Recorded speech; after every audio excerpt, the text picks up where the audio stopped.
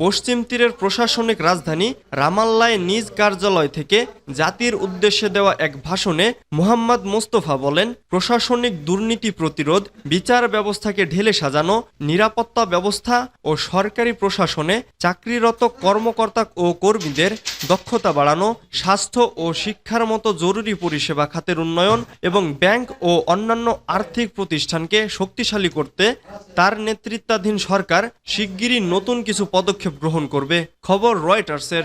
গাজা, পশ্চিম তীর এবং পূর্ব জেরুজালেম তিন ভূখণ্ডের সমন্বয়ে গঠিত ফিলিস্তিনের গাজা উপত্যকায় বর্তমানে সশস্ত্র রাজনৈতিক গোষ্ঠী হামাস এবং পশ্চিম তীর ও পূর্ব জেরুজালেমে ক্ষমতাসীন রয়েছে রাজনৈতিক দল ফাতাহের নেতৃত্বাধীন জোট ফিলিস্তিনি কর্তৃপক্ষ। আন্তর্জাতিক সম্প্রদায় পিএ জোটকেই ফিলিস্তিনের বৈধ শাসক হিসেবে স্বীকৃতি দেয়। পিএ জোট সরকারের প্রেসিডেন্ট মাহমুদ আব্বাস গত 15ই মার্চ মোহাম্মদ মোস্তফাকে প্রধানমন্ত্রী হিসেবে নিয়োগ দেন। তার আগে ফিলিস্তিনের প্রধানমন্ত্রী ছিলেন মোহাম্মদ শাতায়েহ।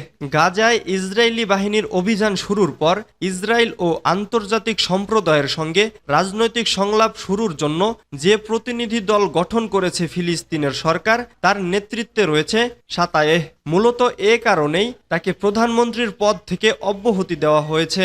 মঙ্গলবার যে সংস্কারের ঘোষণা দিয়েছেন মোহাম্মদ মোস্তফা, সেই ঘোষণা এর আগে তার পূর্বসূরি শাতায়েহ ও দিয়েছিলেন। 2007 সালের নির্বাচনে জয়ী হয়ে গাজায় ক্ষমতাসীন হয় হামাস। ক্ষমতা নেওয়ার পর পিএ জোটকে ভূখণ্ড থেকে উচ্ছেদ করে গোষ্ঠীটি।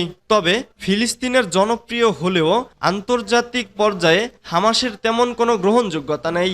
যুক্তরাষ্ট্র, যুক্তরাজ্য সহ পশ্চিমা বিশ্বের অধিকাংশ দেশ হামাসকে সন্ত্রাসী গোষ্ঠী হিসেবে তালিকাভুক্ত করেছে।